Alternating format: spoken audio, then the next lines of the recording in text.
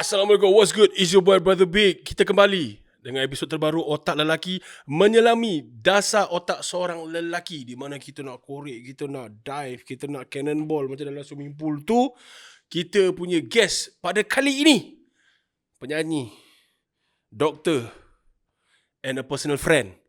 Okay, please show your love for Dr. Moja. Aku panggil sebab biasa panggil Moja je. Hari ni aku insert doktor tu. Terima kasih.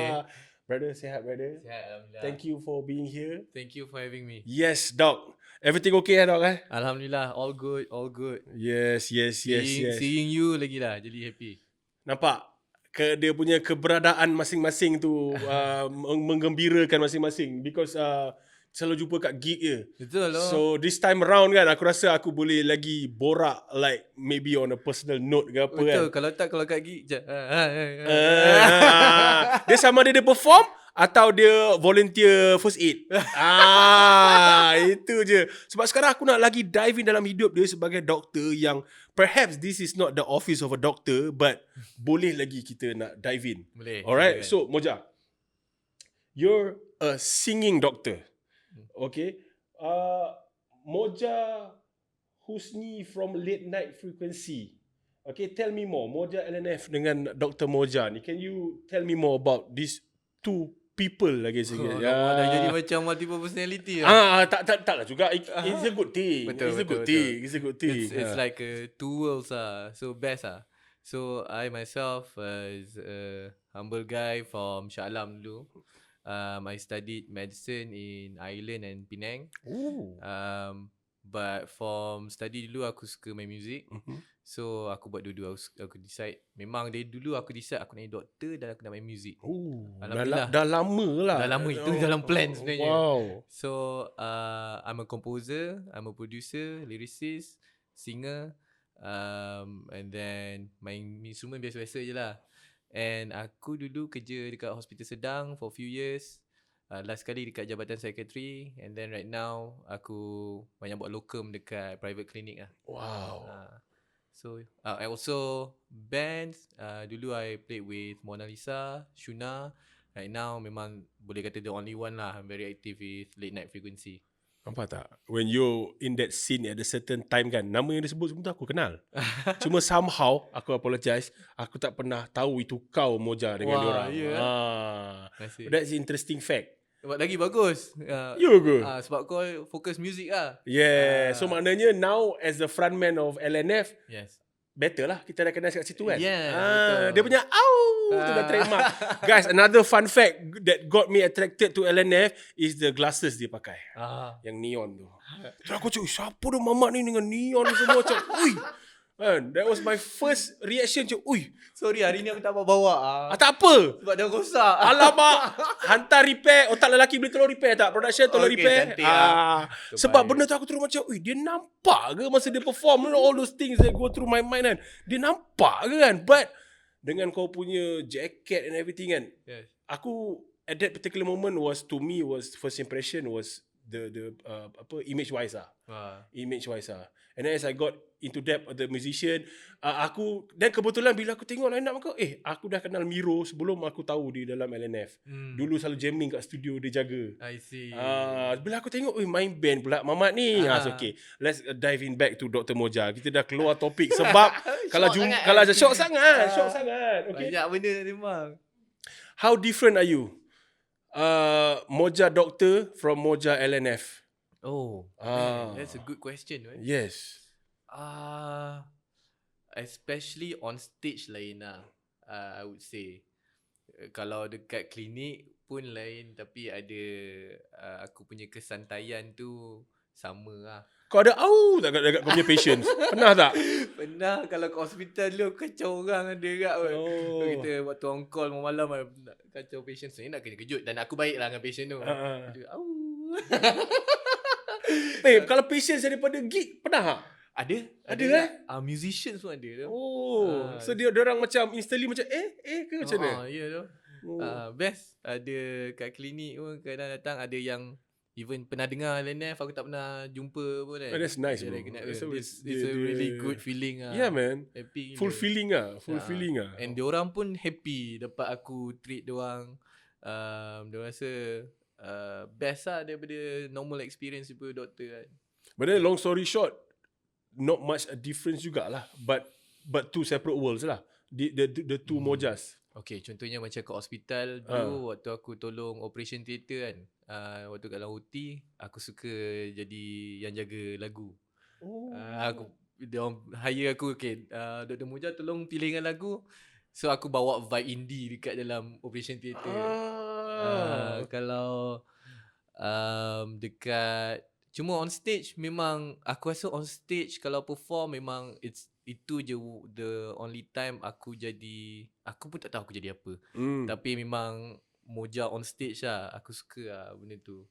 Itu memang kat klinik tak ada lah jadi benda tu kan, gila babi. Ush, tak boleh nanti orang judge pula by that kan. Boleh ke doktor ni consult aku? Tapi itu pun biasa kak. Sebab tu aku kalau kat klinik especially, memang definitely aku kena ikat rambut lah. And then kalau boleh orang tak kenal lagi elok lah kan. Takut orang have their perception ke macam mana macam? Tak juga. Aku nak break that perception. Aku lagi nak break that stigma. Aku memang Understood. suka. Memang lagi banyak kali kak. Kalau kat klinik sekarang, aku dah jumpa, dah selamat datang duduk kan. Nama saya Dr. Moja. Aku cakap, oh awak doktor. Kalau even aku tak kenalkan diri lagi sebelum tu, dia macam, mana doktor? Tanya aku. Walaupun kau dah berjalan banyak kali depan diorang. Tak, aku dah bawa dah ke bilik aku dah ni. Aku dah duduk dah jumpa patient ni kan. Aku nak. Tak, okay, in your words lah kan, apa kau rasa diorang perception kat kau at that moment before diorang tahu kau doktor? Apa kau rasa dalam kepala otak patient ni? Ini kalau yang sekarang ni, sebab aku dah mengalami tu banyak kali. Diorang tak sengaja terjudge mengikutkan Appearance. Also the norm selama ni. So aku kadang-kadang aku rasa benda tu lawak lah. Aku pun dah buat benda tu lawak je. Dan aku break that stigma bila sembang dengan diorang. Even lepas jumpa patient yang baru, aku terus cakap dengan diorang, macam, saya Dr. Moja, sorry lah kalau saya tak nampak macam doktor. So aku terus buat jenaka terus, diorang rasa light lah. Yeah, to make them feel comfortable lah. Betul so lah. Selesa lah diorang lagi. So dia macam, doktor aku rockstar tu. Tu ada. Rockstar lah doktor aku. Okay, macam tu okay. Jangan ada macam, rockstar ni boleh ke ubatkan aku? Tu payah juga tu kan. Sebab tu I know I have to deliver lah. Yes, of course. Dalam medik kan.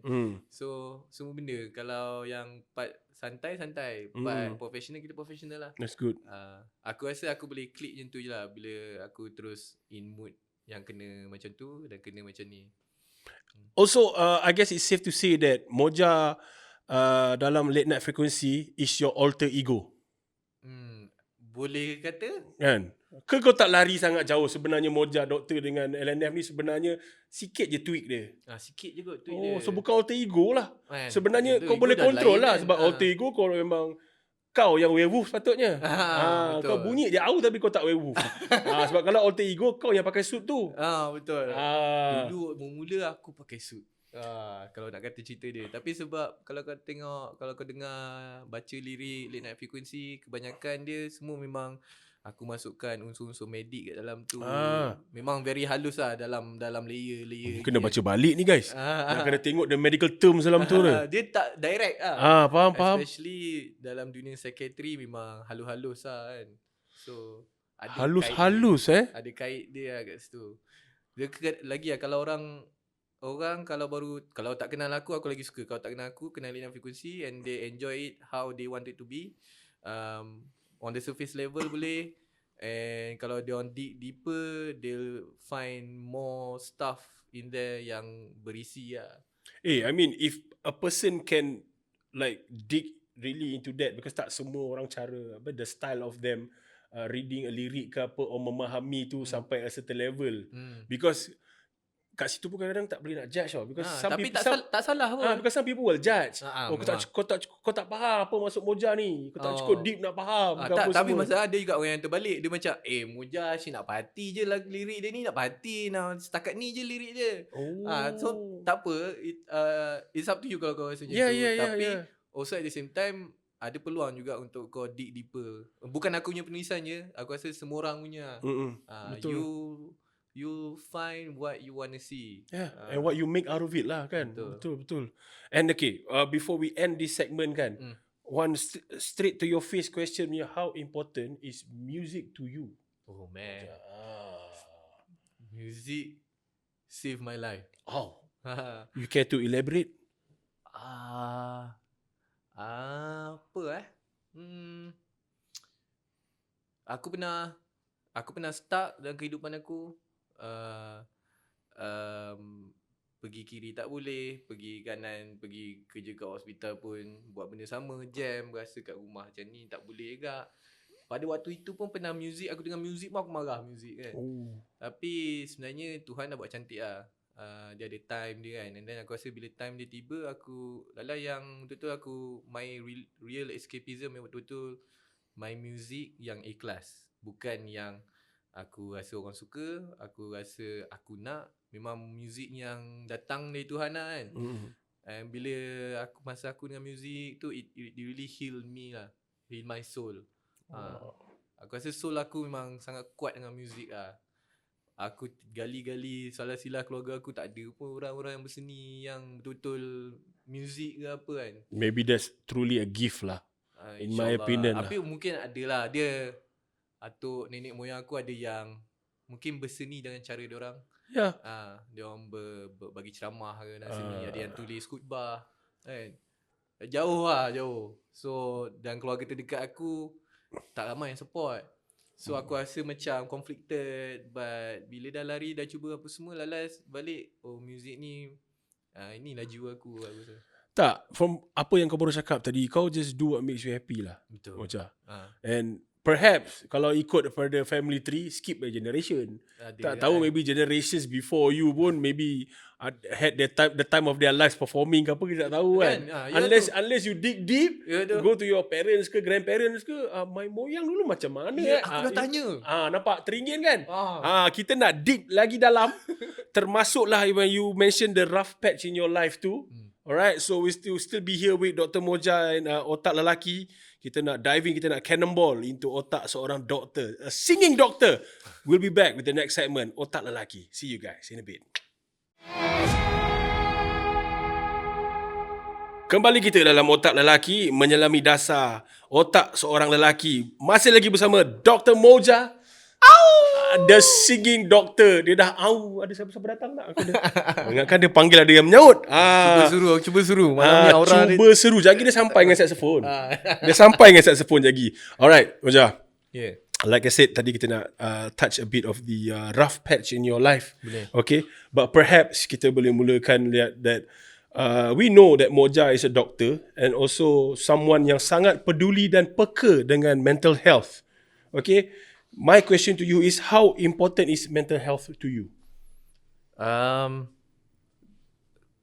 Sangat penting lah sebenarnya. Pandangan aku, kesihatan mental tu macam mana pentingnya bukan hanya untuk aku, tapi aku rasa ia penting kepada semua orang. Kita kena ambil tahu. Sebab samalah dengan kesihatan fizikal kita. Lagi-lagi Tuhan cipta minda kita ni power. Sebab macam apa yang kita fikir, apa yang kita alami, dia akan translate kepada fizikal badan kita. Betul lah. Yeah. So that's how dari segi the power of manifestation pun sama. Kalau kita nak main psikologi dari situ, kita nak kebaikan, kita fikir benda baik kan.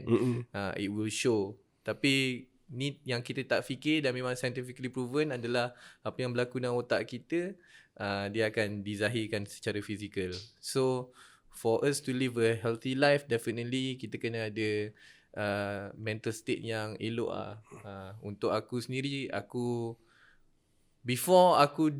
bila aku banyak belajar mendalam dalam psychiatry punya world, aku pun antara yang tak ambil kisah sangat. Okay.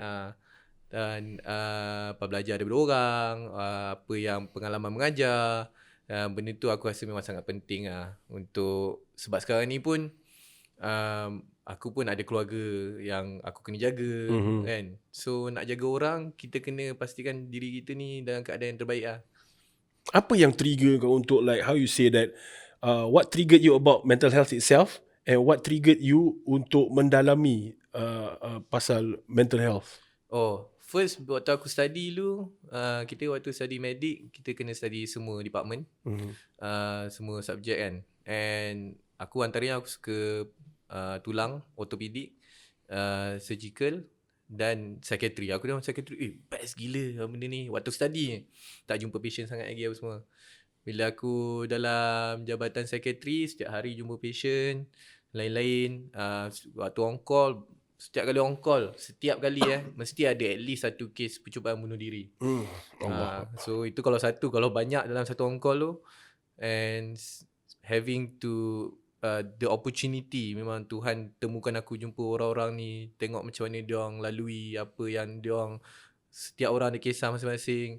Aku rasa tersentuh dan aku rasa banyak benda yang patut diperjuangkan dan di-share. Speaking of share, Moja kan, as we somehow boleh nampak very visible on social media, mental health usually dikaitkan dengan wanita. And also sekarang ni kita nampak lelaki pun ada. But when it comes to wanita, somehow orang akan cakap maybe or declare it as normal. But if it's lelaki kan, kena label kau tak cukup jantan, kau lembik. Apa pendapat kau pasal tu, Moja? Aku rasa benda tu dah lapuk kalau terus terang aku cakap, mungkin zaman dulu orang selalu cakap benda tu sebab awareness pasal kesihatan mental ni tak cukup tinggi waktu tu. And that's the only way cara diorang berfikir Tapi aku rasa itu sangat stigma yang sangat tak elok sekarang. Benda tu dah ada dalam culture kita lama. So kita nak break tu susah. Aku agree. Yang ni aku agree sangat-sangat. Tapi nampak hari tu ada men's mental health, ada awareness dah start. Sebab tu aku appreciate otak lelaki, kita cuba kupas benda ni lebih lagi. Whereby it's okay for men to seek help openly ke, professionally. Dan kadang-kadang kita, lelaki pun boleh menangis. Betul. Lelaki perlu menangis sebenarnya kadang-kadang kan. There you go. Dah ada cakap dah. Aku okay. Aku agree. Badan besar-besar macam ni, betul, banyak air kena buang. Air mata. Kalau kau menangis, kau lagi kuat. Kau tak cari pertolongan, maksudnya kau kuat. Kau macam let off the burden kan. Betul. Kau let it out. Daripada orang cakap, kau kuat, kau lembik lah kau pergi cakap kau ni, kau lembik lah pergi jumpa doktor. Tak. Sebab dia kuat lah dia jumpa doktor tu. To come up with the courage. Keberanian tu. Keberanian nak menghadap apa isu sebenar. Keberanian untuk menghadap consequences bila dia jumpa apa masalahnya dan cuba find the solution. Daripada kau lari, kan, daripada kau deny. Mungkin ada orang yang berfikiran macam dia tak percaya benda ni ke apa kan. Biarlah kalau orang yang tak percaya pun, tapi at least kau ikhtiar. Apa ikhtiar kau? Daripada kau terus cakap macam tu, kau kena ada basis daripada apa yang kau cakap kan. So untuk tu aku rasa stigma tu dah cukup tiba masanya untuk kita pecahkan stigma. Yes, aku agree. Because aku nak selit sikit lah, because yang sekarang kita banyak tengok kes-kes bully ni kan. Because aku rasa perhaps yes, we are upset about it, orang marah. Tapi orang selalu nampak macam kesian mangsa tu, dia nampak sakit daripada kena tumbuk, kena tendang je. Mentally, kalau dia tak kisah about the beating, the mentally aku rasa akan affect dia in the long run. Betul. Itu yang lead daripada kau cakap tadi, 1 out of maybe 10 on calls ada suicide attempt. Betul. Betul lah, kau agree dengan aku? Kalau kau nak, sangat agree. Kalau nak katakan, kenapa orang culturally accepted, perempuan ada mental issues compared to lelaki.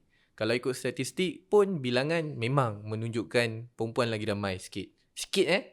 Dia macam maybe perempuan 55 to 60, lelaki tu 40 to 45 ke apa. Memang majority, tapi still banyak gila lelaki ni kan. Kita tak boleh overlook that. And lelaki pula, kenapa dalam statistik nampak macam tu? Sebab mungkin dia orang underdiagnose lah. Underdiagnose maksudnya sebabkan stigma tadi, aku tak nak pergi jumpa doktor lah. So tak adalah masuk statistik. Dia orang tak didiagnose lah benda tu. Dan yang paling teruk dan kerasnya sebenarnya adalah kalau ikut statistik juga, perempuan yang mencuba untuk bunuh diri dengan lelaki yang mencuba bunuh diri, lelaki punya percubaan tu lagi keras. Lagi dia punya success in a bad way lah. Success meninggal lah kan. Lagi tinggi. So lelaki yang ada diagnosed with mental issues, dia punya severity tu lagi severe lah. I'm not undermining apa yang perempuan lalui pun lagi lah. Sebab banyak faktor dari segi macam mana in terms of sexual punya attraction kan. Culturally masalah dari situ pun memang masalah. Perempuan memang jadi mangsa kat situ. Tapi lelaki banyak faktor yang lain juga. Okay, Moja. In between this mental health issue kan, aku nak maybe perhaps go a bit into your personal life. Boleh. Whereas I believe you underwent it as well. Betul. Okay, so you've gone through a divorce dan itu it's something yang I cannot say anything else but painful. Alright, but selalu kan when a divorce, why is it that orang akan selalu lah kan in maybe in a statistics ke apa kan, aku tak nak siapa-siapa marah ke apa aku jadi, but feel free to do it, you know, selalu orang akan salahkan lelaki bila sampai waktu hak penjagaan diberikan pada perempuan and terus blame the man. Alright, how mentally affected are you with that? Memang affected teruk lah. My daughter was everything to me lah waktu tu kan. Especially and dia sebab kalau nak kata legally memang anak akan pergi ke mak. Especially kalau bawah certain tahun. Macam bawah 9 tahun kot untuk perempuan, bawah 5 tahun untuk lelaki kalau tak silap aku. So orang tak faham pun legally macam mana. So orang terus blame. Berlaku kepada aku itu, aku semua benda yang negatif tu datang lah kan. Semua benda, simptom-simptom depression semua datang lah yang negatif kan. But I honestly, I would say I needed that divorce. So to me it was painful in a sense. I susah nak dapat my daughter, tapi aku dapat ketenangan. So aku try to find what's positive yang ada kat dalam kesusahan tu. The lesson in it lah. Yes, the blessings and the lessons that we learn. So it's hard for anyone di dalam situasi yang sukar untuk tengok benda yang silver lining tu kan. Tapi itu aku terpaksa kuatkan diri aku untuk pandang benda tu, sebab I need to be strong not only for myself but for my family and for my daughter lah. Yes. So in my case, sebab orang kata berebut, ada isu berebut apa semua kan. Kalau aku terus mengalah. Lelaki kan mengalah kan. Mengalah tak bermaksud accepting defeat. Betul. Yeah. Sebenarnya kita lebih besar lah diri kita kan kalau kita mengalah. So cara aku untuk still keep my sanity is, selain daripada find the silver linings, adalah aku memberi hak jagaan supaya tak bergaduh. Sebab kalau dah gaduh buat apa. Tapi lepas aku beri hak jagaan, aku ada hak untuk menjaga anak aku sebagai orang yang tak diberi hak jagaan tu. Semua orang kena tahu, semua orang yang bercerai, siapa yang tak dapat hak jagaan tu, dia ada hak ke atas anak tu sebabkan dia tak menjaga anak tu. So atas hak itu aku buat yang terbaik lah. Aku tahu aku dapat jumpa anak aku sekali-sekala je. The best waktu tu 2 minggu sekali. Waktu tu walaupun sekejap tapi aku give my all supaya aku tak putus silaturahim dengan anak aku. Yes. If that's the best that we can do, I can do in that situation. So aku rasa untuk orang dalam apa-apa situation yang sukar, ada limit macam mana pun, kau dah sampai tahap redha, kau nampak apa yang kau boleh buat, apa yang kau tak boleh control, apa yang kau boleh control, apa yang kau boleh control tu kau buat yang terbaik lah. So alhamdulillah lah, aku rasa I got through that phase, apa perkataan ni lah, secara apa? Secara positif? Secara positif. Yes. Secara positif. Okay, speaking of positif. Okay, dah terjawab siapa yang perlu beralah, which is from your side. You did the part. Because kita pun nak jawab on orang lain punya pihak, kita tak tahu. Betul. Kita susah nak jawab yang siapa patut beralah. Tak boleh. Because on this part, kita cakap apa pengalaman kita lah. on your part, you did that part. But also at the same time, relating to the once every 2 weeks tu kan, how do you keep your mental health between you and your daughter to like intact, in check? How do you maintain that? Satu, waktu macam aku cakap tadi, waktu bila aku jumpa tu, aku make sure the time that we spend walaupun little is the best quality ever lah. Aku sentiasa ingatkan dia, aku sentiasa make sure dia tahu yang aku selalu ada. Walau waktu yang tak bersama dengan dia, aku always keep in touch. I tried to contact with the mother, my ex-wife kan. Dulu boleh lah, sekarang ada isu sikit. Tapi kita tak boleh control, ada benda yang kita tak boleh control. Tapi kalau aku message tak terreply pun, aku still message juga. Sebab aku tahu itu nak keep my sanity lah. Aku dah buat yang terbaik lah. Daripada aku tak buat, aku mengalah, frust kan. Tapi ni aku dah hantar message, aku nak tahu keadaan anak aku macam mana. So it keeps me okay lah. Tapi dulu where there are times when bila aku berjauhan pun aku sentiasa video call anak aku. Yang tu lepas lah. Okay. Sekarang ni tengah susah sikit. Sekarang ni tengah ada case sikit lah. Ada rough patch lah kat situ kan. Another rough patch. Tapi rough patch yang sekarang ni, aku tengok aku betul-betul, aku tak berlakon ni, aku betul-betul okay, alhamdulillah. Sebab at the same time, after my previous divorce tu, lepas tu aku berkahwin. So dan Congratulations. terima kasih banyak. Dan keluarga baru aku ni, aku happy. Alhamdulillah. Aku ada anak-anak tiri, aku jaga diorang. Sama. Alhamdulillah kan. You Alhamdulillah. understand kan? Instant father. Ya. Yang ni terus 3. 3 anak lelaki kan. Terus dapat askar. Terus dapat askar dan Boleh buat band dah. Betul. Tapi aku tengah buat team basketball. Kita selit-selit happiness sikit. Selit-selit happiness sikit. Betul. Alhamdulillah. That's good to know. So itu kita boleh pandang tu dari banyak sudut. Dia nak pandang negatif, sedih, dengan anak-anak ni tak dapat dengan anak yang tu kan. Tapi padahal mungkin Tuhan bagi masa untuk kita stablekan diri dengan yang ni. Ada masa yang kita boleh luangkan ni, tak mungkin dapat dengan yang tu. Kita ambil yang positif lah. Yes, ambil positif juga. The love for your daughter pun is still there. Ya. Yeah. Betul. Dia ada konfliknya. Aku ni main gig kan.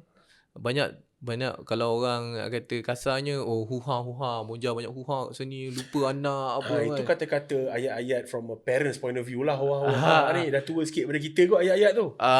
Boleh juga daripada budak orang muda. Orang muda tu kita hati yang orang kalau bagi tahu aku siapa, aku tampar je. Kalau orang yang ngada pula. Hati yang hitam, dia nampak hitam je lah. So itu apa-apa orang kata, kita tengok dia sebagai reflection dia kepada diri sendiri. So aku rasa bila ada konflik macam tu dulu, aku pernah terdetik macam aku tak boleh nak happy ni, anak aku kat sana kan. Tapi sebab aku dah tahu aku buat yang terbaik, dan aku bukannya melarang. Sebab tu sekarang aku tak ingat sejak bila, tapi aku dah dulu aku main muzik nak cool, nak share lagu. Sekarang ni aku buat muzik untuk keluarga.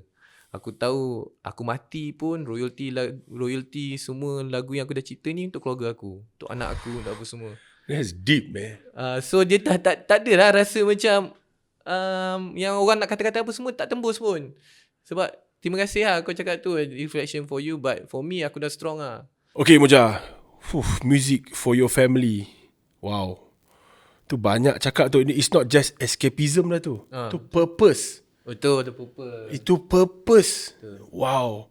Dia selitkan guys, music dalam purpose in life dia. Tak ramai tau boleh cakap macam tu. Aku sepanjang aku kenal musicians, tak ramai lagi yang aku pernah dengar cakap macam tu lah. Giving like how they want their music to be remembered, ke legacy. Ada yang legacy dia macam remember my music je. Contoh lah kan. But having said that kan, kau punya what you just mentioned tadi, like from a doctor and then you know about music, kau boleh further elaborate tak? Because when you're performing, it's a totally opposite profession. Because I know and I believe you are wanting to tell me that it's more than that. Because kau pakai satu platform and bila kau combine, it's going to be yang something yang boom. So can you further elaborate that, Moja? Okay. Waktu aku the jump, the leap of faith tu, waktu nak turning point, betul-betul aku resign daripada hospital, aku nak buat music, fokus lebih. Terdetik, dah lama dah plan, tapi takut gak. Tapi apa yang buat aku ada sesuatu jadi, aku macam inilah jawapannya. Sebab waktu aku dah release lagu Fun Last Love dengan Late Night Frequency. Yes. Tapi aku masih kerja kat hospital. And then one day aku waktu kalau kerja hospital, aku rasa macam apa yang aku berdepan, passion yang aku jaga, itulah aku jaga, itu je lah. Kadang aku rasa aku boleh buat lebih, tapi kita manusia, kadang terlebih pun mana mampu, itu je lah kan. Tapi one day aku dapat message daripada patient aku. Dia cakap, "Doktor, thank you so much for recommending your song." Aku just share je. Tapi dia kata, "I was actually tadi on the way dalam MRT ke LRT nak bunuh diri. Tapi dia dengar lagu aku, lagu yang orang kata fun-fun macam tu kan. Tapi dia buat lagu tu buat saya jadi tenang, dan saya boleh fikir straight balik dan change my mind." Aku waktu tu tak tahu nak rasa apa. Aku goosebump gila waktu tu. But aku sedar lah yang macam the power of art. Lagu aku tulis tu, kalau dah publish, dia bukan saja boleh tolong seorang ni. Kalau dia boleh mampu tolong seorang ni, dia boleh tolong sesiapa sajalah yang dengar. So aku rasa doktor ramai je boleh jadi doktor. Tapi nak jadi someone yang boleh buat lagu macam apa yang aku buat, aku seorang lah. Orang lain semua kalau penulis lagu, cara dia orang kan. So aku rasa mungkin tak hebat, tapi aku nak perjuangkan benda tu. So that's my change. Tapi at the same time, benda tu buat aku terbuka mata yang art ni penting dalam kehidupan orang. Medic is important, yes, but art is also essential. Bukan saja dari segi lagu produk orang, tapi as an individual pun, art is important for you to express. Yes. As a medium of expression. So for you to cope with your struggles ke apa, you can express through art lah. And I use that lah when you said escapism kan. I use that bila aku tengah going through my rough times, I express through there. And tanpa sengaja, dia inspire and membantu orang lain. So aku live my life dengan berpegang kepada kita sepatutnya sentiasa memanfaatkan orang lain. So aku rasa itu jalan yang benar. So aku rasa mental health dengan music kalau digabungkan memang boleh jadi something special lah. If used the right way lah. Betul. If orang kata tak ada misuse of that thing, because I guess people nowadays pun tend to do that juga. Betul. But putting that aside lah, Moja, in your songs, apa yang kau rasa betul-betul relate dengan what we are talking right now? Okay. Dalam first album, it's more of aku membedah mental diagnosis dan cuba share in general. But in my second album, it was after my divorce. So it was really memang writing pasal for me to comfort my soul. Nak finding the purpose kan. Nak betul ke purpose ni. And few songs in my second album tak keluar lagi full. Tapi few songs ni memang I feel memang boleh relate sangat lah. It really helped me lah. Ada dua dalam second album ni yang my favourite. One is tak keluar lagi, tajuk Alangkah Indah. Itu memang personal gila. Tapi kalau orang dengar mungkin orang tak faham kenapa aku cakap personal. The title itself kan self-explanatory lah bro. Alangkah Indah. Yeah, It's like indirectly kata what if. Betul. Kan? Betul. Carry on bro. Tapi yang dah keluar, tajuk Borderline Personality Disorder. Dah keluar kat mana tu? Kita nak bagi juga kita punya viewers, listeners. Korang boleh dengar Borderline Personality Disorder dekat semua digital streaming platform. Kalau nak tengok yang best, ada YouTube, ada music video. So it's inspired by my wife yang also diagnosed dengan Borderline Personality Disorder. Ni adalah satu diagnosis ataupun mudah dipanggil BPD. BPD ni sangat common dalam rakyat Malaysia, tapi tak jadi, orang tak ambil tahu sangat. Orang lagi tu cakap depression, anxiety, OCD, bipolar. Memang itu pun penting, tapi BPD sangat common dan sangat severe kalau sesiapa yang mengidapi. So lagu ni tajuk dia tu macam tu sebab memang aku letak direct macam tu sebab lirik dia adalah symptoms kepada penyakit tu. So aku nak menggunakan lagu sebagai medium edutainment.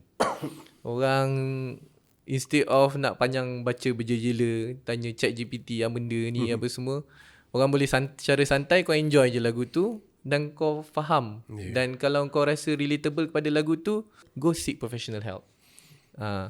Tapi boleh juga dia kena kepada audience yang dia dengar lain frekuensi sebab dia dengar lagu yang fun-fun yang tadi apa semua ni kan. Dia dengar ni, dengar santai, dia enjoy je. Lama-lama baru terdetik bila dengar lirik betul-betul kan. Secara tak sengaja. Ada yang secara tak sengaja ataupun ada yang nak delve betul-betul into the song. So itu lah aku rasa it's a good medium as edutainment lah, yang secara direct. Aku ada niat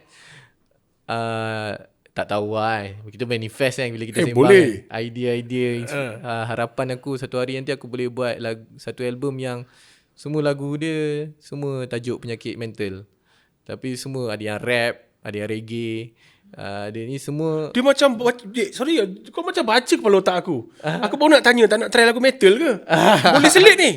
Aku dah sembang dengan Acap Salam Acap Salam, jom Moja kita buat, dia nak yang multiple personality. Okay, dia chop tu. Amandra kata Moja kita buat schizophrenia sebab Amandra dia gone through really rough experience, really suka punya pengalaman lah dengan family dia dengan schizophrenia. Oh my god. So okay, ni semua aku okay in the future insyaAllah. Guys Moja dah tease guys. Moja dah tease guys. Ni something kalau ada show launching kan, jangan lupa panggil aku jadi MC. Oh my god. Okay, alright, kita dah dive into that. So lepas ni kita akan pergi ke a special segment. So before that kita end segment ini, Otak Lelaki akan kembali. Kita akan menyelami dasar otak seorang lelaki lagi. Masih lagi bersama Otak Lelaki selepas ini with Dr. Moja. Kita kembali segmen yang seterusnya. As always, Otak Lelaki special segment masih lagi bersama Dr. Moja. Okay Doc, cuba panggil Doc lah. Doc, what's up Doc? What's up? Alright Doc, kita punya special segment ni is called the speed challenge. Okay, you have to answer. Aku cakap satu word dekat kau. Dah berpeluh ketiak ni. Jangan perlu. Mungkin akan lagi berpeluh. If you cannot answer within 3 saat, kita ada special untuk awak untuk makan. Dalam tangan saya ada bilis kenangan. Wow. 90% bilis, 10% sambal. Orang yang kenangan. Kenangan selepas kita dah suap, Kita tengok kenangan tu jadi apa. Kenangan sama-samanya.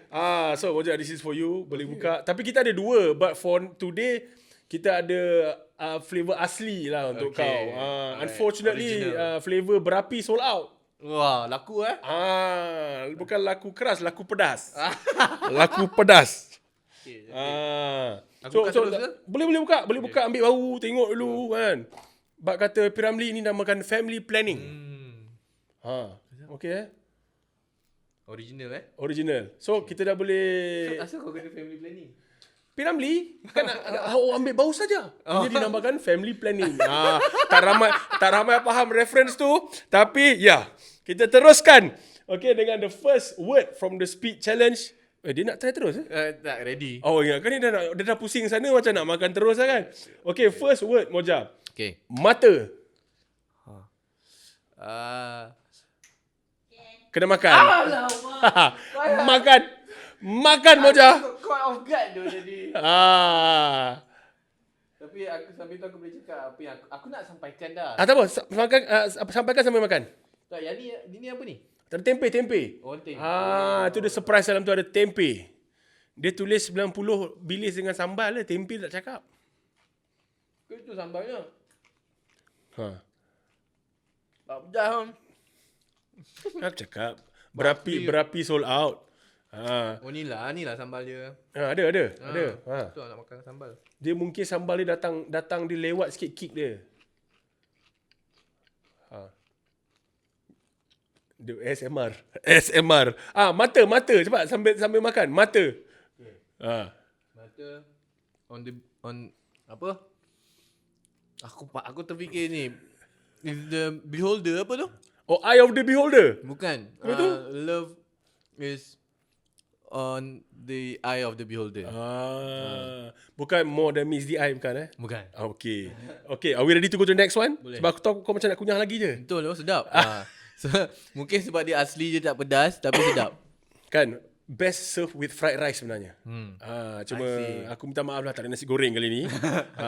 Okay, speaking of orang kata F&B, next word, kopi. Tarik. Benda sial. Kopi tarik. Aku tak minum kopi. Tu je lah aku cakap kopi tarik. Okay. Kau nak makan juga? Dah cakap kopi tarik? Boleh ke nak tunggu? Tak apa, tunggu dulu. Boleh tunggu. Sebab kopi tu macam tak relevan. Tak minum kopi rupanya. Okay, tak apa. Alright. Sorry doh kalau aku boring main benda ni. Tak. Aku rasa tadi dah cukup. Dia punya edutainment tu dah sampai dah. So kali ni kita santai je. Okay. Word number 3. Okay. Gitar. Koleksi muzik. Sebab aku mau koleksi aku. Oi, boleh. Kita akan dive in further into that. Okay. Number 4. The word is stability. Oh, financial. Financial and mental. Some might say cliche, but that's the honest truth. Ya doh. Okay. Ini random sebab aku pun ikut team aku. Last word lah. Maybe not last lah. Maybe aku try lagi kan. Okay. Coklat. Happiness. Orang lain coffee happiness, dia coklat rupanya. Pas terbalik lah. Patut kena tanya coklat milk ke hot chocolate ke kan. Now we know. Aduh. Hai. Okay, last aku bagi kau. Okay, This is your definition of it. Okay. Genre music. Universal. Okay. Bukan label tu No. Okay, now we dive in. Okay, kita go to mata. Tadi kau cakap apa tadi? Love is in the eye of the beholder. Yes. Further elaborate on that. Sebab maksud tu kau faham, kita semua faham lah kan. Tapi benda tu prominent dalam hidup aku sebab aku rasa banyak benda yang aku rasa best mungkin tak okay untuk orang lain kot. Sebab tapi aku percaya dengan taste aku. So kecantikan, kebestan sesuatu tu aku rasa penting untuk aku percaya dengan aku punya taste. Love prevails lah. Betul? Love prevails lah. Kan? Love always wins lah. Betul. Kan? Tak boleh lah. Love memang. Kalau tak sampai lagi, maybe it's not your time yet lah. Betul? Kan? daripada mata kita ke kopi. Tapi sebenarnya tadi kau jawab kopi tarik, so aku tak tahu macam mana nak further elaborate tu. Kopi ada kopi tarik tak? Ada. Ada lah. Ada brand dalam can tu. Ataupun yang mamak sendiri tarik pun ada je. Dalam can ada, pergi kedai mamak ada. But kau memang tak minum kopi langsung. Sebab tu kalau elaborate-nya aku tak minum kopi lah. Dulu waktu kat hospital pun orang banyak minum kopi kan, nak stay up kan. But kau stay up, pasang music collection kau. Dulu aku ni banyak minum ni Red Bull. Ush. Banyak gila kan nak stay up study kan. Aku jenis last minute lagi. Okay, kita tambah sikit lah. Peneman dia mesti Red Bull dengan collection CD kau kan? Betul. What's your favourite collection? Moja? My favourite collection. Your personal like yang kau rasa CD tu dah overplayed. Yang paling overplayed sampai dia punya bekas dia tu dah melecur kau tahu tak? Loh. Sebab kat dalam kereta kan. Biar berjemur cair. Cair. Melecur cair. I know that feeling. So CD ni. to whom you owe this pleasure to? Aku cakap kat dia direct. Jack Fuzz Beats. Fast beats. Okay. Sebab ada satu time tu aku jenis kalau pasang CD tu aku dah suka tu, aku melekat biar tu je kat dalam kereta kan. Benda tu je aku pergi hospital dengan dia orang je. I thought I was the only one. I understand. I can relate, bro. Kan? So apa nama ni? Boleh bawa. Apa Ni dah dapat ganti yang baru ni? Tak nampak ni. Lagi estetik lah macam ni. Tapi CD okey kan? CD okey. Cover dia nampak guys. Ini dah jadi collector's item. Wow. So lepas tu terus lah macam cover up lah. Tak ada terdedah lagi dah lepas kan? Tengok guys. Hari-hari pasang tau. Ya aku suka collect CD sebab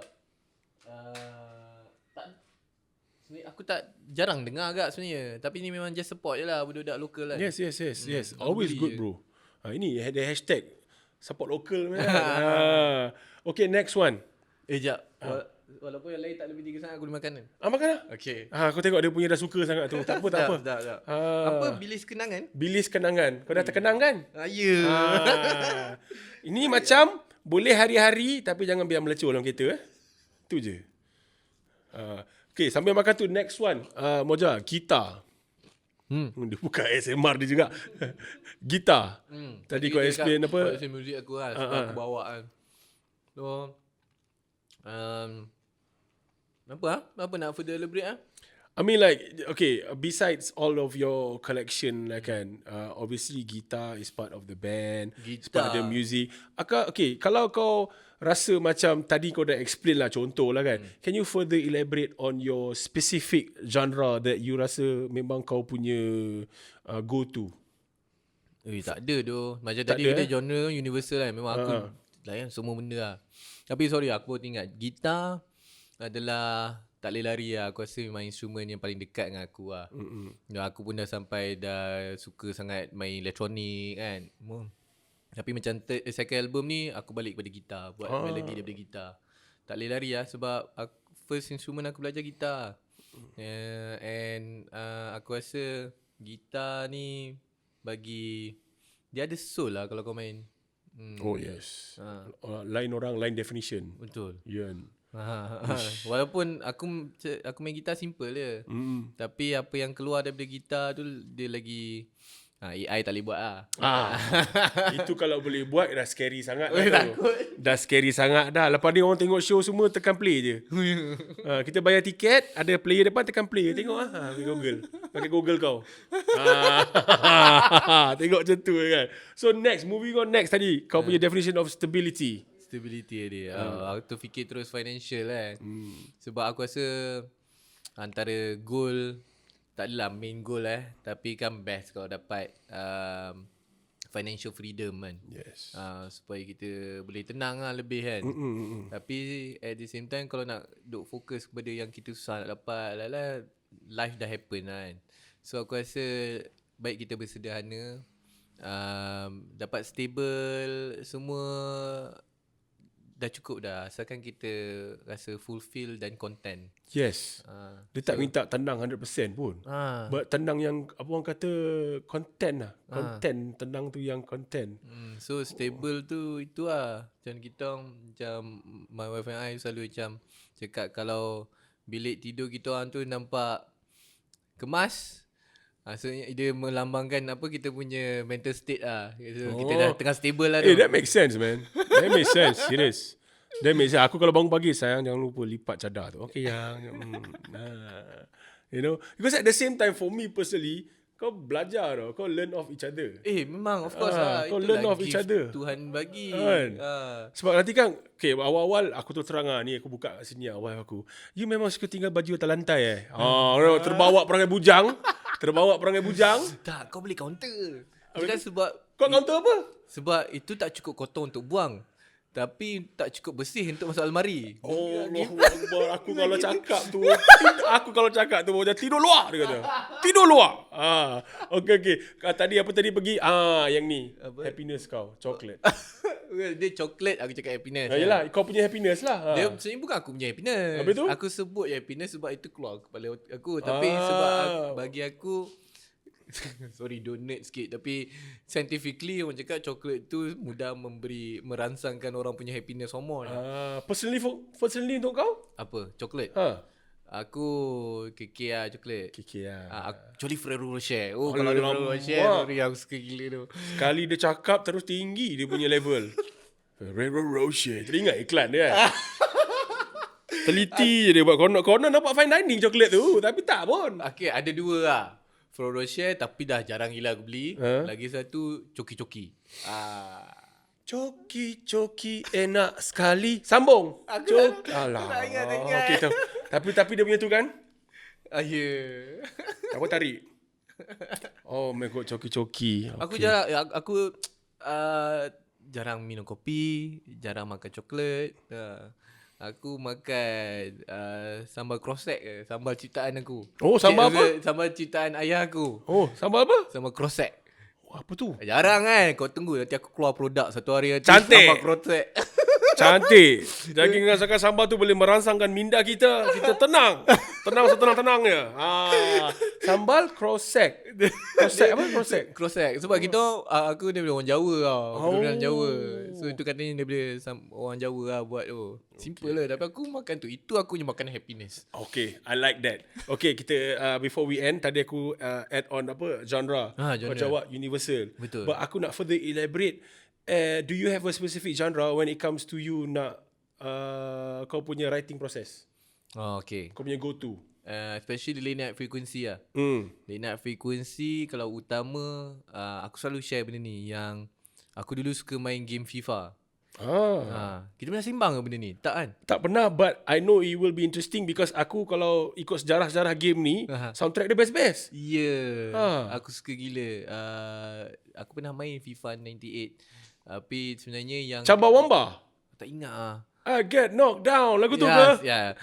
Semua. Lagu World Cup 98 lagu tu. Tapi banyak gila. Semua soundtrack daripada 98 sampai 2000 sampai 2011. At least sampai 2011. Tapi even sekarang dah bukan FIFA lah. Tapi last 2017 aku ingat. Semua lagu dalam tu semua best. Termasuk Fatboy Slim. MGMT, Empire of the Sun. Balik kepada kalau dulu Blur ke apa semua kan.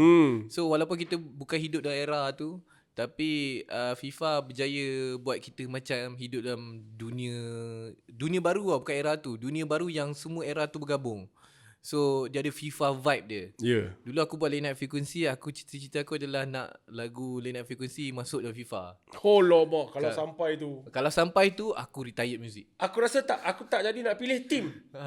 Option tu biar lagu tu play je. Lagu dah habis, okay baru start game. Nampak? Tapi best. Kau faham kan? Faham. Because aku daripada tak suka fell in love.